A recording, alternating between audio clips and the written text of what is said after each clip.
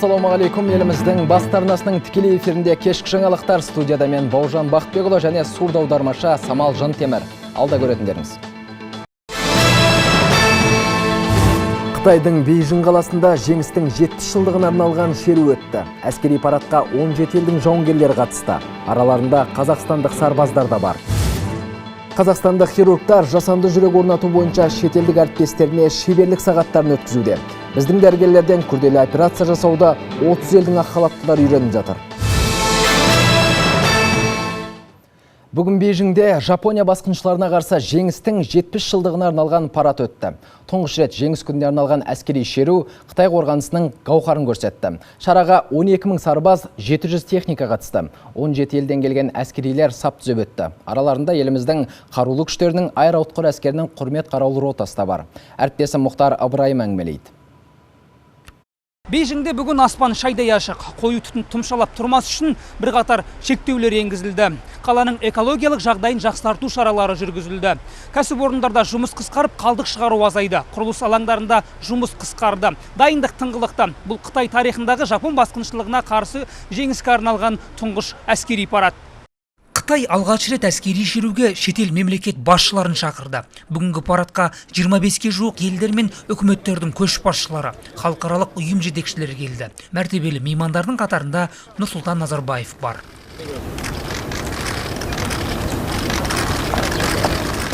Осыдан тура 70 жыл бұрын Германия жеңілгеннен кейін қыркүйектің 2-сінде Жапон капитуляциясы туралы акт қабылданды. Осылайша ең сұрапыл соғыс тоқталған болатын. Қытай Жапония басқыншыларына қарсы соғыста 35 миллион адамнан айырылды. Сондықтан бүгін бұл жеңісті ерекше атап өтті. Салтанатты шеру 70 рет зеңбіректен аспанға оқ атумен басталды.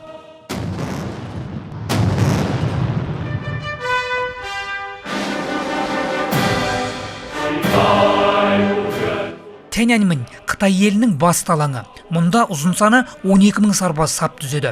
Жаяу әскер әуе күштерінің жауынгерлері мен теңіз флотының әскерилері. Одан бөлек тағы 17 елдің сарбаздары қатысты. Қазақ елінің туын қорғаныс министрлігі құрмет қарауылының сардарлары желбіретті. Парадта Қытай қарулы күштерінің қауқарын көрсетті. 500 әскери, 200 әуе техникалары назарға ұсынылды. Олардың 80% жаңадан көрсетіліп отыр. Жойқын қару-жарақ, бронетехника, танктер тізбегі жерді, тікұшақтар мен темірқырандар әуеде қалқыды.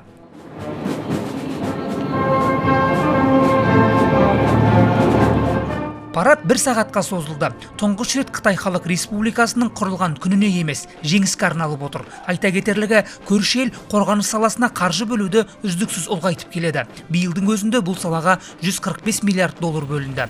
Қытай ежелден қорғанысқа үлкен мән беріп келеді. Қытай қорғаны бағзы замандарда сыртқы жаулардан қорғану үшін салынған. Елдің ежелгі қорғанысын сипаттайтын бірден бір тарихи нысан. Бүгінде ел игілігі үшін қызмет етіп тұр, туристік салада бірақ. Ал заманауи қару-жарағы қуатты Қытай бұл қорғансыз да ел қорғауға қауқары жеткілікті. Бұған әскери парадта көзіміз жетті.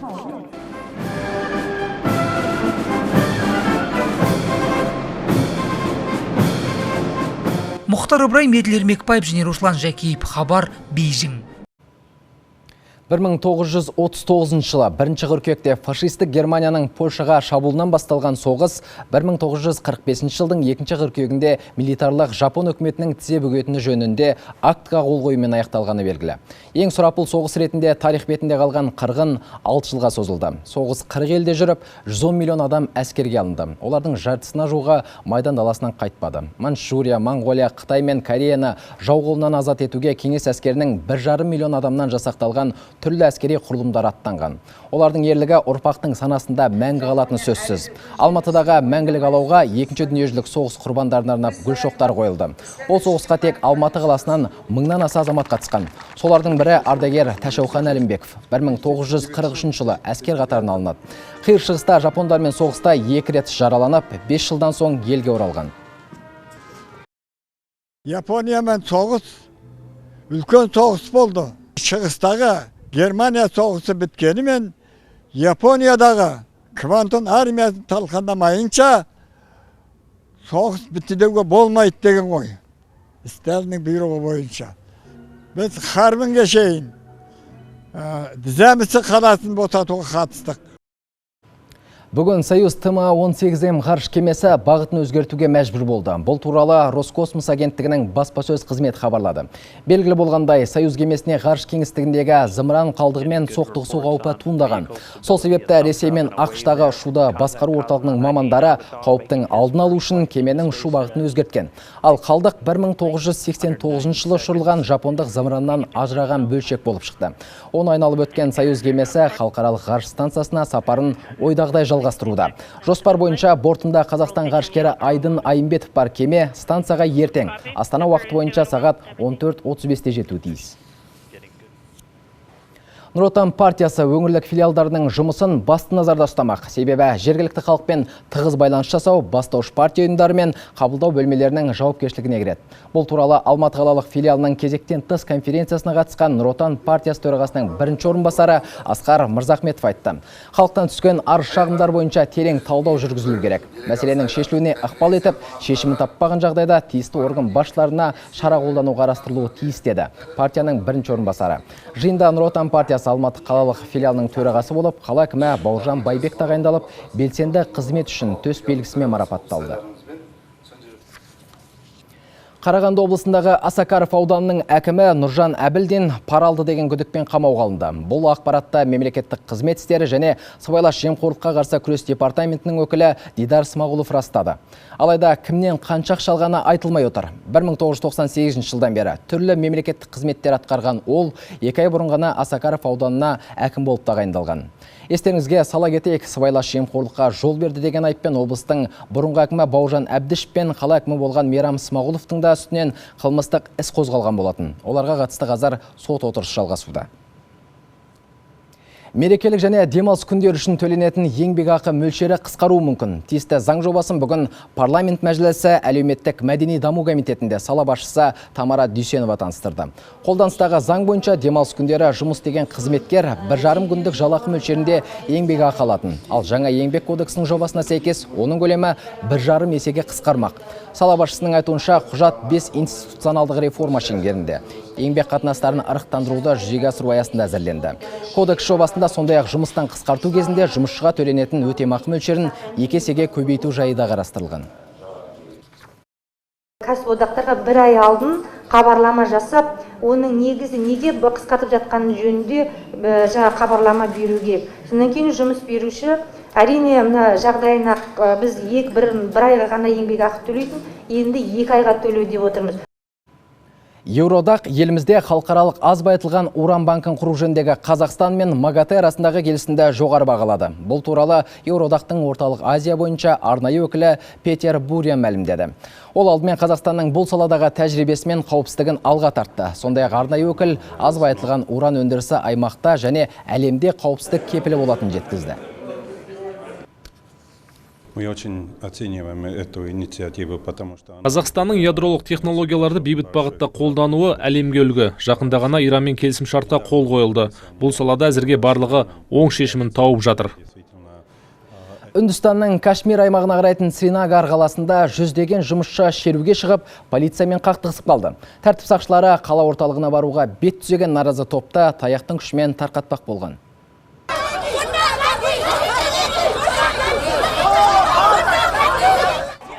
Жалпы Кашмир аймағында 20-дан астам кәсіподақ өкілдері бас көтеріп жатыр. Олар наразылық шараларына 300 миллион жұмысшы қосылғанын айтады. Көтерілісшілер үкіметтің еңбек шарттары туралы саясатына қарсы.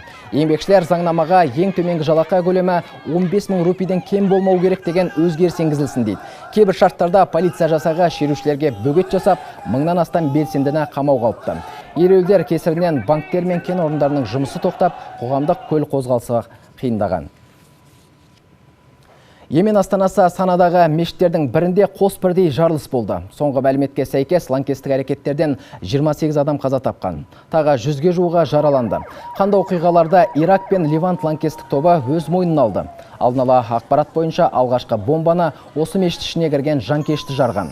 Жарылыс орнына басқа адамдар жүгіріп келгенде екінші жарылыс зат іске қосылған. Айта кетейік, Йеменде хуситтер мен ел президенті Абдыраббу Мансур Хадидің әскері арасында соғыс жүріп жатыр. Сауд Аравиясы бастаған араб коалициясы Йеменнің ішкісіне араласып, әуе соққыларын жасауда. Шетелдік дәрігерлер қазақстандық хирургтардан сабақ алуда. Қазақстан дүниежүзі бойынша жасанды жүрек орнату операциясын жүргізуді алғашқы рет қолға алды. Юрий Пя бастаған аты әлемге әйгілі қазақстандық хирургтардың тәжірибесін шетелдік әріптестері үйренуде. Бүгін ұлттық ғылыми кардиохирургиялық орталықта біздің дәрігерлер әлемнің 30 елінен келген ақ халаттыларға шеберлік сағатын өткізді. Олардың арасында Италия, Швейцария, Голландия, тіпті Германия секілді медицинасы озық елдердің мамандары бар. Жалпы әлем бойынша жүрек алмастыру операциясына мұқтаж адамдар жетерлік. 17 миллион ғана халық бар. Біздің елдің өзінде жылына 170 операция жасау қажеттілігі туындайды. Қазақстанда күрделі операция құны 250-300 мың доллар көлемінде. Для того, чтобы это внедрить. Бірнеше рет зертханалық тестілеу, зерттеулер жүргіздік. Жануарларға операция жасап сынап көрдік. Әлемде клиникалық зерттеулер жүргізген 5 ғылыми орталық болса, солардың бірі біздің қазақстандық клиника. Алғаш рет жасанды жүрекке құрылғыны орнатып отырғанда біз. Сондықтан бізден тәжірибе алуға шетелдіктер келіп отыр. Шығыс Қазақстан облысы Үржар ауданында жұмыспен қамтудың жол картасы 2020 бағдарламасы нәтижелі атқарылуда.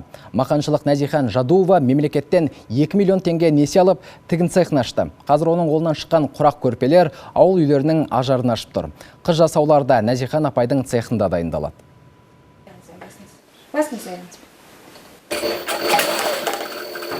Нәзихан апай қол өнерін анасынан үйреніпті. Бұрын ескі құрал жабдықпен үйде жұмыс істеп келсе, енді мемлекеттің қолдауымен несие алып, жаңа тігін машиналарын сатып алды. Ал мына ғимаратты балалар тұрғызып беріпті. Қыз жасауын дайындаймыз, тойға жабдықтар дайындаймыз. Негізгі кәсіпқой өнеріміз көрпе дайындау. Қызға махаббат көрпесі, құрақ көрпе, бір кісілік жамылатын көрпелер. Болашақта тек қана көрпе ғана емес, бұдан да үлкейткіміз келеді. Ойымыз бар, балалар палзонки, шалбар, жеке кеудешелер дайындауға. Кей күндері тапсырыс көп болған сонша үлгермей жатамыз. Болашақта тағы бірнеше ауыл тұрғынын жұмыспен қамтысам дейді іскер ана. Әзірге қызы Индира бұл кәсіпті игеруге ден қойған. Аудан бойынша да бұл бағдарламаға қызығушылар қатары артып келеді. Бағдарлама бойынша бүгінгі биылғы жылы ауданда 113 миллион теңге ақша бөлінді. 31 жоба осы әр бағытта. Оның өзінде жаңағы сүт фермасын, шағын сүт фермасын ашу, мал жаңағы сүт фермасы бағытындағы малдарды өсіру, және де 2 сүт фермасының сүттерді қабылдайтын пункт ашу үшін осындай ақша бөлініп отыр. Бұл енді елбасының халыққа деген үлкен көмегі деп ойлаймын. Ал алдағы жұмада Мақаншы ауылында тағы да той, қыз ұзатылмақ. Әрине оған дейін Нәзихан апай ұлттық нақыштағы жасауды дайындап үлгеру керек. Кәсіп түбі нәсіп деген осы. Болат Көгенайұлы, Медет Өмірханов, Берік Жобалайұлы, Хабар, Шығыс Қазақстан облысынан. Сағат 20:00-де қорытынды жаңалықтарды көруге кеңес беремін. Бүгінгі күннің маңызды оқиғаларын әріптесім Ғани Өтепбайұлы мен арнамыздың тілшілері сараптама жасайтын болады.